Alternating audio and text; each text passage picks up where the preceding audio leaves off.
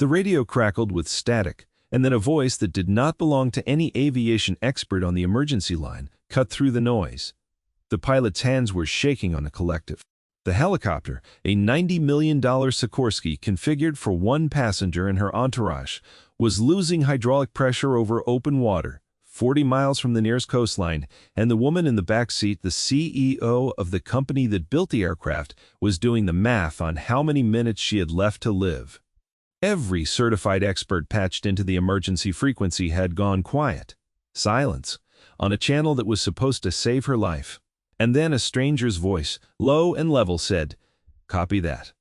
I need you to find the secondary hydraulic manifold. It's mounted behind the access panel on the lower right of the tail rotor gearbox.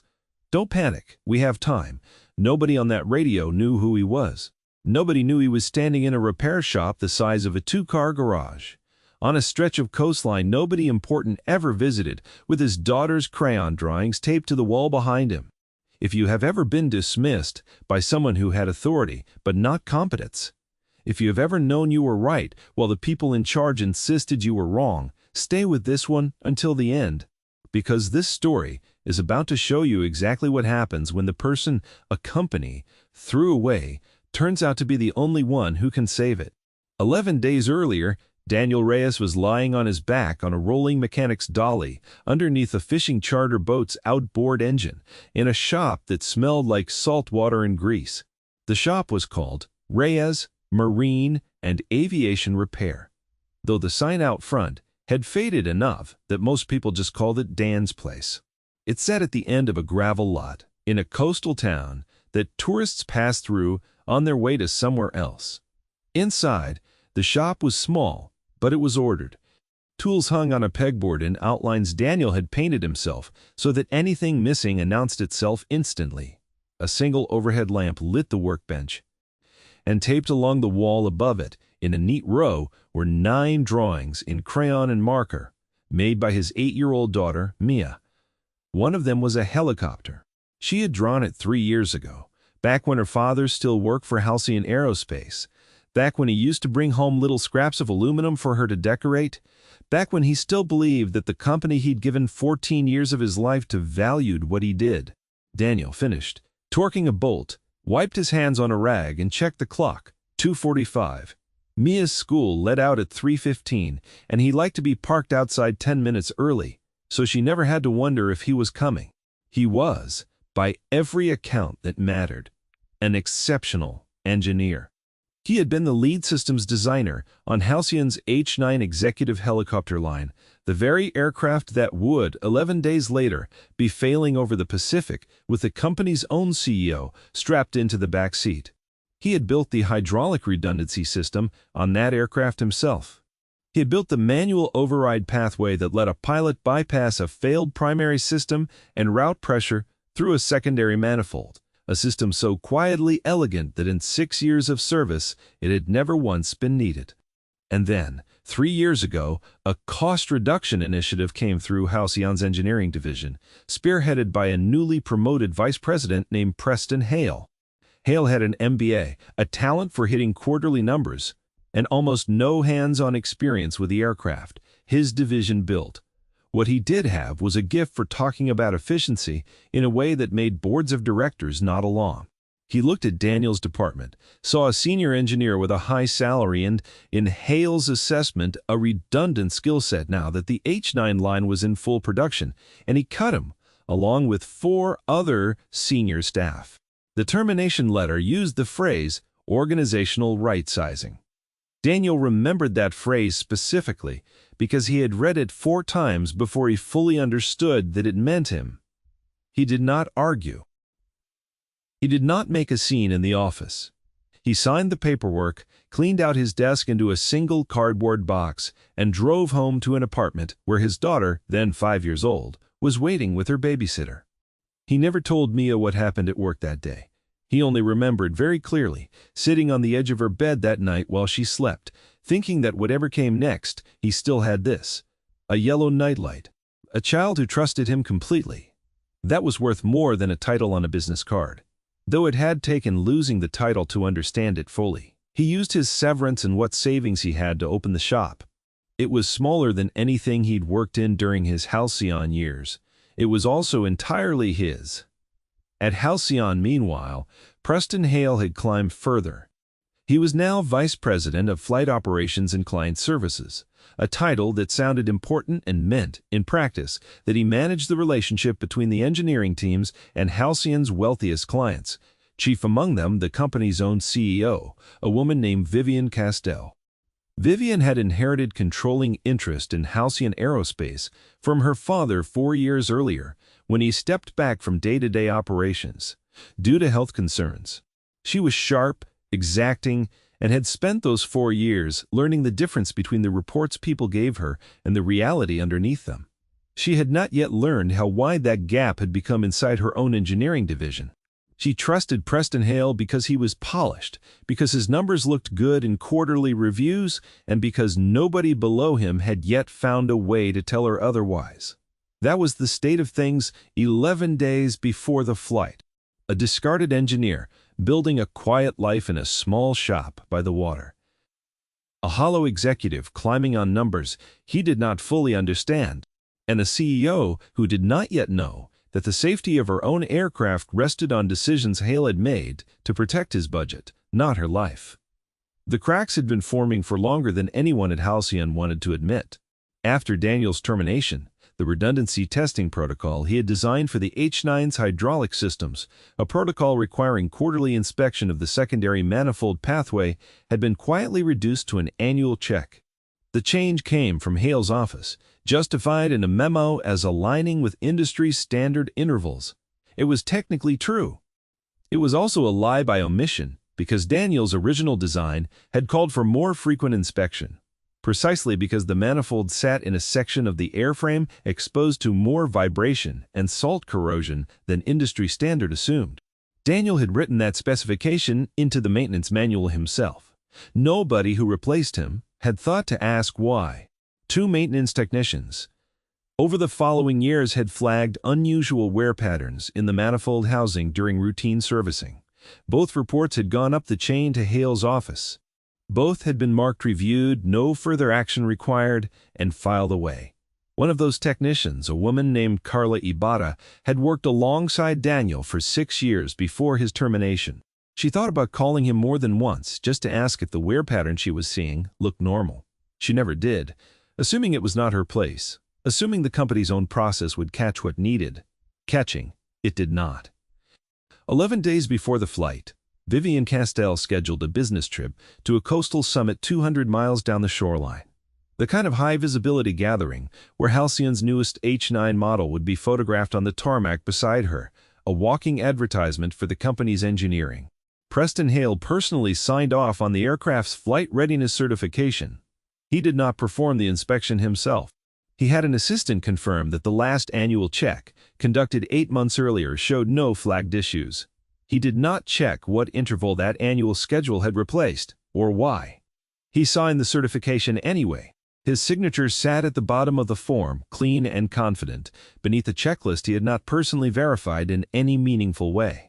It was, in its way, the same signature philosophy that had defined his entire career. Confidence standing in for competence. A name on a page treated as equivalent to the truth underneath it. The flight departed at 2 in the afternoon under clear skies, 40 minutes into open ocean airspace before anything went wrong. The pilot, a 12-year veteran named Frank Doss, noticed the first warning light 18 minutes into the flight. A single amber indicator for hydraulic pressure, the kind of thing that in isolation meant very little. He logged it mentally and kept flying. At the 23-minute mark, a second light came on. Then, a third. By the 26-minute mark, the aircraft's primary hydraulic system had failed almost entirely, and Frank Doss was fighting a collective that had gone stiff and unresponsive in his hands, over water, with no landing surface within gliding distance. He declared an emergency. Halcyon's Flight Operations Center patched in every technical resource they had: senior engineers, the aircraft's original manufacturer support line, aviation safety consultants, pulled in on Conference Bridge.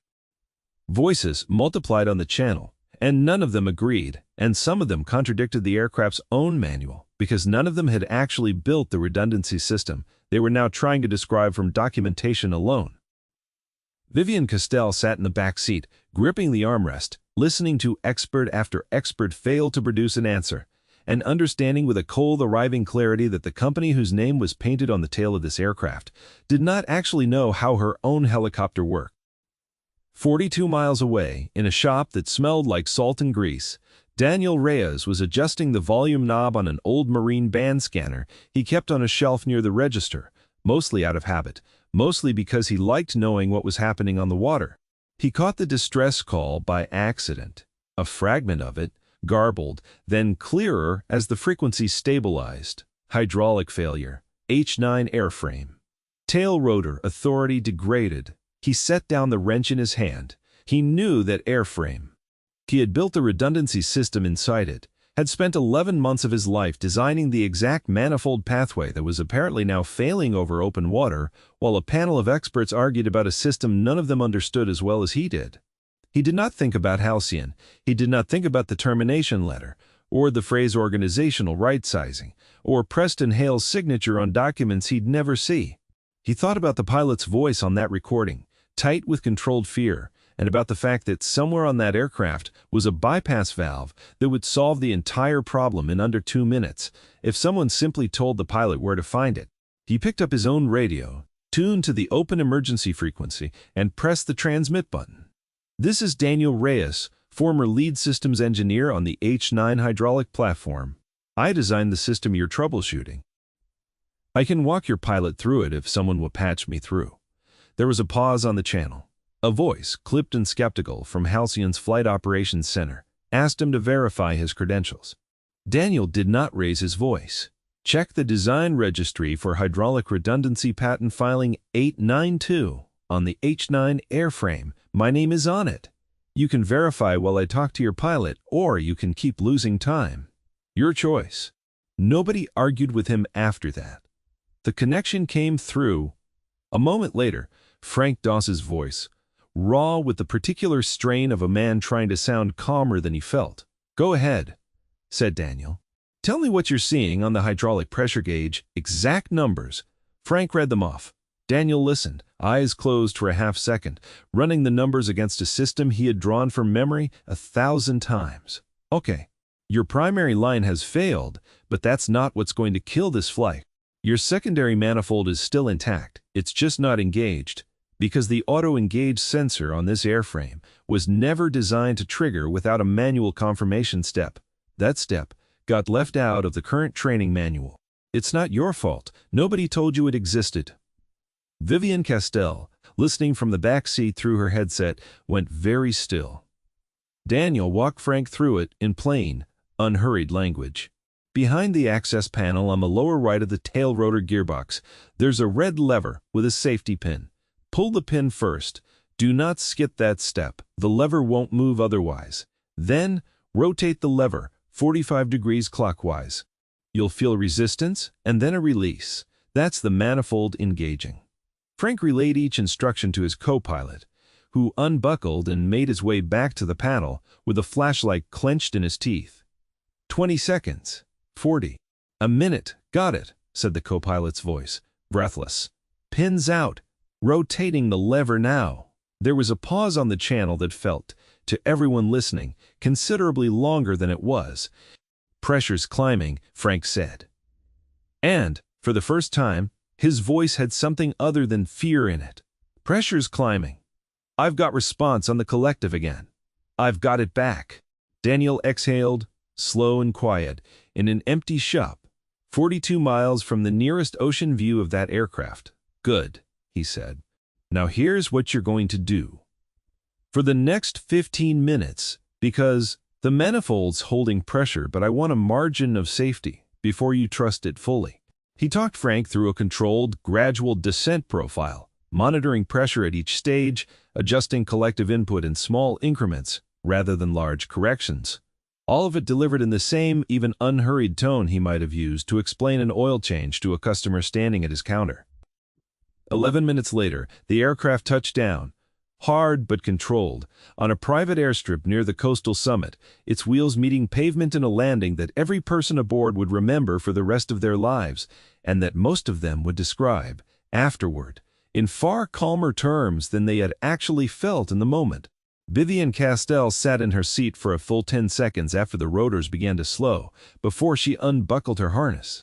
She had heard in the space of 11 minutes more clarity, more precision, and more calm competence than she had heard in 4 years of board meetings and engineering briefings combined. She wanted to know who that voice belonged to. It did not take Halcyon's communications team long to trace the transmission. Within 2 hours, Vivian had a name: Daniel Reyes, former lead systems engineer, H9 hydraulic platform. Terminated 3 years earlier under a cost reduction initiative signed off by Preston Hale. She read the termination file twice, then a third time. The first read was simple confusion because the file described Daniel's position as redundant, a role the company no longer required, and yet the man in that role had just, from a repair shop with a marine radio, solved a problem that Halcyon's own current engineering staff and outside consultants had failed to solve in real time. The second read, she looked at the technical justification section more closely and found it thin. A single paragraph referencing efficiency alignment and staff consolidation, without a single line addressing what would happen to institutional knowledge of safety-critical systems once the person who designed them was gone. The third read, she noticed the signature at the bottom, authorizing the termination. Preston Hale. The same Preston Hale who had signed the flight readiness certification for the aircraft she had just nearly died in. She did not say anything to her assistant about it that afternoon. She simply asked for one thing. She wanted an address. 2 days later, on a gray, quiet morning, with fog still sitting low over the water, a black car with no company markings pulled into the gravel lot outside Reyes Marine and Aviation Repair. Daniel was behind the counter going over a parts invoice when the bell above the door rang. Vivian Castell stepped inside wearing a plain coat instead of anything that announced who she was, though Daniel recognized her immediately from the news coverage that had already started circulating about the emergency landing. She looked around the shop before she said anything. The pegboard with its painted tool outlines, the single work lamp, and the row of crayon drawings taped above the workbench, 9 of them, one clearly a helicopter drawn by a child's hand years earlier. "You built the redundancy system on the H9, she said. It wasn't a question. "I did," Daniel said. "And they let you go." Daniel set down his pen. 3 years ago. Cost reduction initiative. He didn't say the name Preston Hale. He didn't need to. Vivian looked at the drawings again. "That's your daughter's work. Mia. She's 8 now. She drew that one when she was 5, back when I used to bring scraps home for her." Vivian was quiet for a moment. Then she asked the question she had actually come to ask. "The training manual doesn't mention a manual confirmation step for the secondary manifold. Why not?" "Because somewhere between when I left and now, someone simplified the documentation," said Daniel. "Probably to make training faster, cheaper. I don't know who signed off on it, but whoever did either didn't understand the system or didn't care enough to ask why I built it that way in the first place." Vivian absorbed that without flinching, though something in her expression tightened. The particular stillness of someone recalculating a number they had trusted for years. "I'd like you to come back to Halcyon," she said. "Not to your old position. Higher. I need someone reviewing our safety documentation who actually understands what it's protecting." Daniel didn't answer right away. "I have a daughter," he said finally. "I pick her up from school at 3:15 every day. I coach her, reading on Tuesdays. That's not negotiable, whatever the job is." "It won't need to be," Vivian said. He still didn't say yes. "Not that day?"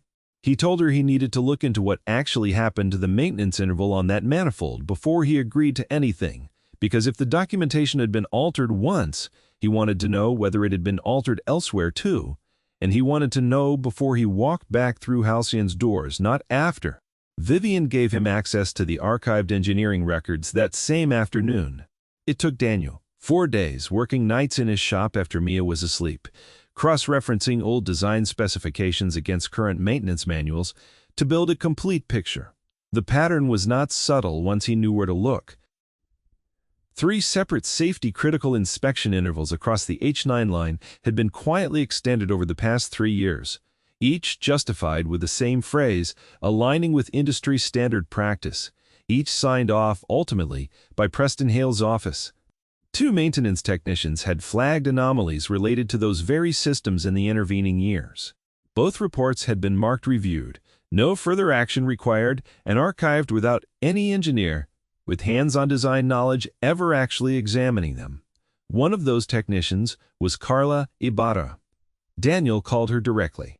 She remembered him instantly, remembered the wear pattern she had flagged years earlier, remembered wondering if she should have called him back then, instead of trusting the report to go up the chain properly.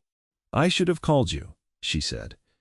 "You didn't do anything wrong," Daniel told her. "You did exactly what the process asked of you. The process was the problem." Carla agreed to put her account in writing, formally, and to testify to what had happened to her original report, if it came to that. By the end of the 4th day, Daniel had assembled a file. Design specifications in his own handwriting from years earlier showing the original inspection intervals, current maintenance manuals showing the extended, weakened versions, 2 technician reports flagging where that had been dismissed, and Preston Hale's signature, consistently, at the bottom of every document that had quietly loosened the safety margin Daniel had originally built. He sent the file to Vivian Castell with a single line attached. "This is what actually happened. What you do with it is your decision." Vivian called an emergency session of Halcyon's senior leadership and board of directors 6 days after the flight. Preston Hale walked into that boardroom, believing he had been summoned to discuss the incident's public relations response. He had prepared a presentation. It was, by his own account later, quite polished. He stood at the head of the table and spoke first, before anyone asked him to, because that was always how Hale operated, seizing the narrative before anyone else could shape it. "What happened over the Pacific was a rare mechanical anomaly," he said, "on an aircraft platform with an otherwise excellent safety record. Our maintenance protocols meet or exceed every applicable industry standard. I want to be clear that no corners were cut and that the swift resolution of the incident frankly speaks to the resilience built into our systems from the start." He paused there, the practiced pause of a man expecting nodding heads. Vivian did not nod. She had entered the room a few minutes earlier with a folder in front of her that nobody at the table recognized. Daniel Reyes sat beside her, in a plain collared shirt, saying nothing, letting the documents speak first, which was exactly how he preferred it. "Preston," Vivian said, when he finished, "I'd like you to look at something." She slid the folder down the table. "The resilience you're describing," he said, "wasn't built by anyone currently in this room. It was designed by an engineer. This company terminated 3 years ago under your signature, in a cost reduction initiative that also quietly weakened the very inspection intervals that nearly killed me 11 days ago." Hale opened the folder. His expression, for the first few seconds, held its polish. Then he reached the maintenance interval comparison. Original specification beside current documentation, side by side, in Daniel's own handwriting against the manual Hale's office had approved. Then, the 2 technician reports, both flagged as reviewed under his authorization, both dismissed without any qualified engineer examining the underlying concern. Then his own signature, appearing again and again across every document that had loosened a safety margin somebody else had built with care. "This is a difference in industry interpretation," Hale said, and his voice had lost some of its earlier smoothness. "Standards evolve. It's not accurate to characterize this as, 'I flew on that aircraft,'" Vivian said. "I listened to 11 minutes of a man I had personally fired, walking my pilot through a repair that your own certified staff and 3 outside consultants could not solve. I would like you to explain to me, specifically, why the manual override step that saved my life was removed from our training documentation on your watch." The room was very quiet. Hale looked at Daniel directly, for the first time since the meeting began. Something in his expression shifted, not quite recognition, more the particular unease of a man realizing that a threat he had dismissed as buried 3 years ago had simply been waiting patiently in a small shop by the water. for the truth to catch up with him. I stand by the decisions I made, Hale said, given the information available to me at the time. The information available to you, Daniel said, speaking for the first time since entering the room. His voice, as level as it had been over the emergency radio channel 11 days earlier, was in the original design file, with my name on it, explaining exactly why that inspection interval existed. You didn't need new information. You needed to read the old information you already had. Nobody at the table spoke in Hale's defense. Vivian did not raise her voice either when she said what came next, because she did not need to. Preston, your employment with Halcyon Aerospace is terminated, effective immediately. Security will assist you in collecting your belongings. Any severance will be contingent on full cooperation with the safety audit I'm ordering across every system your office has touched in the past 3 years. Hale opened his mouth once more, some fragment of a defense forming, and then apparently found nothing left that would hold weight in that room and closed it again. He was escorted out 15 minutes later, past desks where employees who had spent years absorbing his condescension watched him go without a word. The particular silence of people who had waited a long time to see something like this happen and were not going to spoil it with commentary. Vivian turned to the remaining board members. I'm ordering a full audit of every safety documentation change made in the last 5 years, she said. I want every altered interval reviewed by an engineer who actually understands the systems involved, not a compliance officer checking a box. And I'm restructuring the relationship between engineering and cost management in this company starting today, so that no safety specification is ever again weakened by someone who wasn't qualified to understand what it was protecting. She looked at Daniel. I'd like you to lead that audit, she said. Full authority, full independence. You report to me directly, no one else, and no one touches your findings before I see them. The room unusually waited on his answer rather than assuming it. Daniel considered it the way he considered most things, without hurry. I'll do it, he said. On 3 conditions. Vivian nodded for him to continue. First, Carla Ibarra gets brought back in a senior role, with real authority to flag issues that actually get investigated this time. Second, every technician report gets reviewed by someone with hands-on design knowledge before it's ever marked reviewed. No further action required. Again. And third, I keep my shop. I'm not selling it, and I'm not becoming someone who's never home by 3:15. Done, Vivian said without hesitation. All 3. Word of what happened in that boardroom moved through Halcyon Aerospace faster than any internal memo could have carried it. By the end of the week, the story existed in a dozen slightly different versions among the engineering staff, though all of them agreed on the essential shape of it. The man they fired had been right. The man who fired him had been wrong, in a way that had nearly cost the CEO her life, and the company was finally doing something about it. Carla Ibarra returned within 2 weeks, this time with a title and an authority that matched the competence she had always had. She and Daniel spent the first month of the audit going through every safety interval Hale's office had touched, and they found 3 more that had been quietly weakened, none of which had yet caused a failure, all of which were corrected before they could. The audit took 4 months in total. Daniel worked it on his own terms, splitting time between Halcyon's offices and his shop, driving the same route to Mia's school every afternoon at 3 o'clock, arriving 10 minutes early the way he always had. Nothing about his daily life changed, except that now the work he was doing during business hours carried the weight and authority it always should have.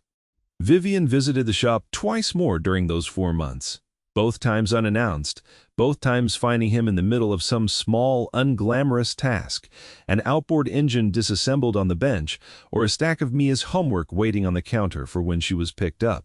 On the second visit, she brought coffee for both of them, and they sat on 2 mismatched stools near the workbench, while Daniel finished tightening a fitting he'd been in the middle of when she arrived. You could have asked for my job, she said at one point, not quite joking. I don't want your job, Daniel said. I want the plane to be safe, and I want to be here when Mia gets off the bus. Those are the only 2 things I actually need. Vivian looked at the row of crayon drawings on the wall again, the helicopter among them, faded slightly now with 3 more years of sunlight through the shop window. She's talented, Vivian said. She likes drawing what I build, Daniel said. Says it makes it look friendlier than it does in real life. Vivian laughed quietly. The first time Daniel had heard her do that since she'd walked into his shop the first time. It was not a boardroom laugh. It did not have an audience in mind. 6 months after the flight, Halcyon Aerospace published a revised safety documentation standard across its entire aircraft line, requiring that any change to a safety-critical interval be reviewed and personally signed by an engineer with direct design knowledge of the system in question, not merely a compliance officer confirming a checklist. The standard became known internally, without any formal announcement making it so, as the Reyes Protocol. Daniel never asked for it to be called that. He found out from Carla, who told him, with the particular satisfaction of someone who had waited a long time to see the right kind of recognition attached to the right kind of work. He didn't say much about it. He went home that evening, picked Mia up from her after-school program at the usual time, and let her tell him in exhaustive detail about a science project involving a volcano made of baking soda. Later, after she was asleep, he stood for a moment in the doorway of her room, the way he had 3 years earlier on the night he'd lost his job at Halcyon, though the shape of the feeling was entirely different now. Not the quiet defiance of a man holding on to what mattered while everything else fell away. Something steadier than that. The simple, unremarkable comfort of a life that had finally been arranged the way it always should have been, not because anyone had granted it to him, but because he had never once, through any of it, stopped building things the right way. Preston Hale's name came up once more. Months later, in a brief item Daniel noticed in an industry newsletter, describing his departure from Halcyon in the vague, sanitized language companies use when they want a story to disappear quietly. Daniel read it once, noted it without particular satisfaction, and returned to the invoice he'd been working on. There was no triumph in it for him. Not really. There had never needed to be. He had simply kept doing the work in front of him, correctly, for as long as anyone would let him, and eventually, the people who mattered had noticed. The shop still smelled like salt water and grease. The tools still hung in their painted outlines. And above the workbench the row of drawings had grown by one, a new addition from Mia.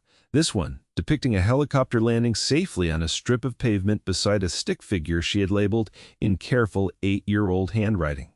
Dad fixed it. He'd kept that one closest to the lamp, where the light hit it best.